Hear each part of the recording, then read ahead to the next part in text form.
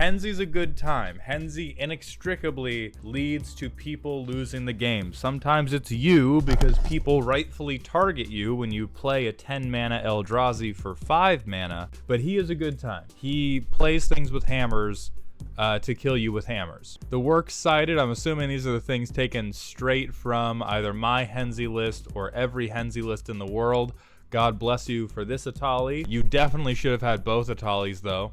Oh god damn it, it's my own deck. Alright, so this is all a cornerstone of Henzie. Cheating the sacrifice trigger on his blitz to defraud the life insurance agents. These are all very good ones. I'm very familiar with most of these except for Vivian, because I don't f with planeswalkers, although she is sick. Ideal end spot of a Henzie deck is that you have found a way to turn this blitz trigger into permanent creature advantage. You come in saying this is fair because I have to sacrifice the trigger, and then at some point, hopefully between turn 3 and 5, you play a card that lets you take that sacrifice trigger and go yoink or boing flip. All of this ramp I think is fine. I would cut Soul Ring. I legitimately, having played with the deck multiple times, the biggest issue is always fixing pips for Henzie. I've very rarely had games where the extra mana from Soul Ring make or break early.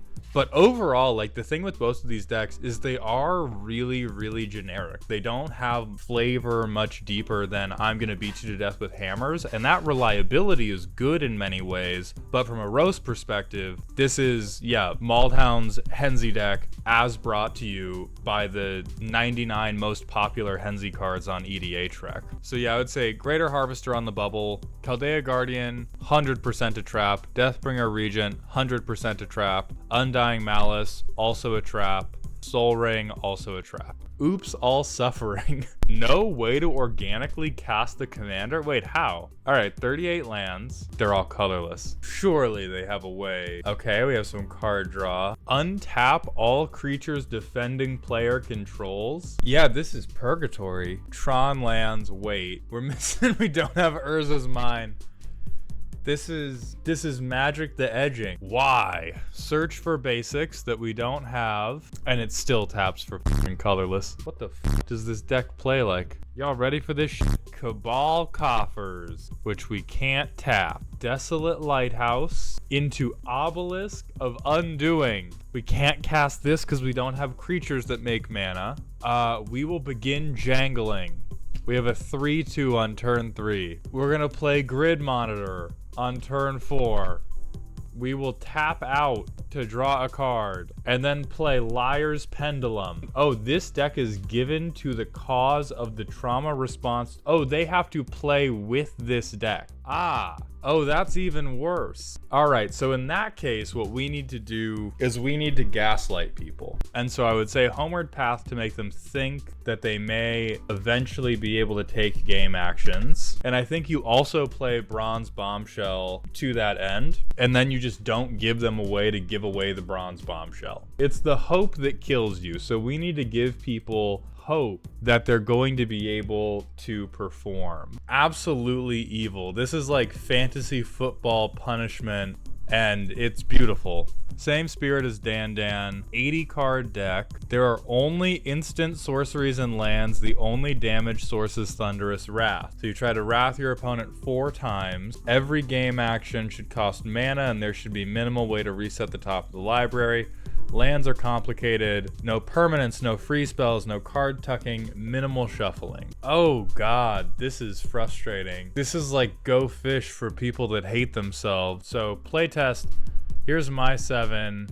So this person has a Wrath in hand. Temporal Mastery, oh Jesus. Okay, so probably Bivouac tap, and then I pass to this person who will also Bivouac tapped. And then I'll play this island, and then I'll Portent. So I get to look at the top 3. So Wrath is next.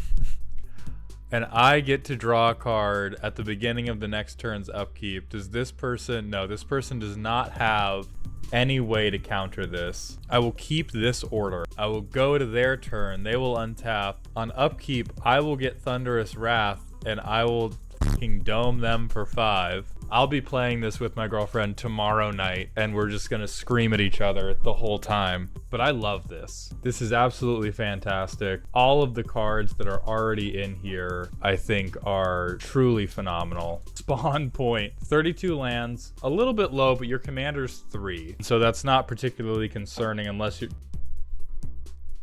33 lands. Brother Bear, what's happening with this mana curve? It looks a little bit to me like you don't start playing Magic the Gathering until you have 5 mana in play, my friend. We have a deck that is held together entirely by the drawing of Forsaken Monument. For improvements, I would say trying to cut big boys for more card draw. But if you want to keep it Eldrazi Kindred, I'm not 100% sure what card draw would be. So I think Kindred Discovery is better than Skulker. For all intents and purposes, this is a 4/4 Eldrazi that sometimes lets you draw cards, and it costs 6 mana. Kindred Discovery costs 5 mana, is made for Kindred decks, which is the gimmick that you are doing, and will trigger when they ETB or when they attack, even if they don't connect. Skull Clamp would also be huge for you. So would Idol of Oblivion. I have doubted Idol of Oblivion every deck list, and it has always drawn multiple cards a game. But just gonna put that out there for you. So I would certainly say 28 of your things make a token. Idol of Oblivion is better than Snapping Voidcraw, probably. You would much rather spend 4 mana to make a token than draw a card for free. You would spend 4 mana, get the card. It's a deck that would not give me any direction when I made it. I had to rebuild it like 4 times, but I fell in love with what it represents. The deck is a silly deck designed to make your opponents think it's spooky, because in no world is mono blue morph EDH worthy. You should rarely be casting from your hand and almost never cast anything face up. That is the whole goal. Toppest deck. $87, 38 lands. That's too many lands, man. You gotta be lower than that. 2 mana commander, 38 lands. What are we talking about? Yeah, with this curve, face down, ass out. Put it away. This man gaslights like nobody else, because at all times, people are assuming Blightsteel Colossus, that what is coming next is an Eldrazi.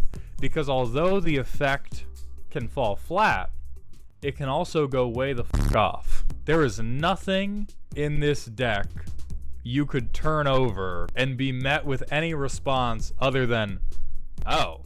And that is the thing I think we should focus on fixing for you. I love psychological warfare. It's why I prefer Commander to 1v1. And I think here this is great psychological warfare for anybody that doesn't know what morph is, and most importantly, doesn't know how bad every single morph card is. If you want to make morph scary, this is the scariest thing you can do for morph, is give them all +3/+2. You could lean more into Eldrazi to get this type of damage, but for the most part, I think you're coming up dry because the reality chip is a very narrow commander. So I love the gimmick, but I do not think, like, even though you brought enough lands, you cannot cook, because Wizards of the Coast has not made you the pans necessary to cook with this recipe. But this deck is absolutely cannot cook. Pans do not exist. But I think it's a good idea for the gimmick. And hidden information is also something I have personally really liked to play with, but it is hard to. Sometimes you fail the deck, and sometimes the deck fails you. And I think in this case, Wizards of the Coast failed Layman. I don't think Layman failed at putting together a good morph deck. I think mono blue morph,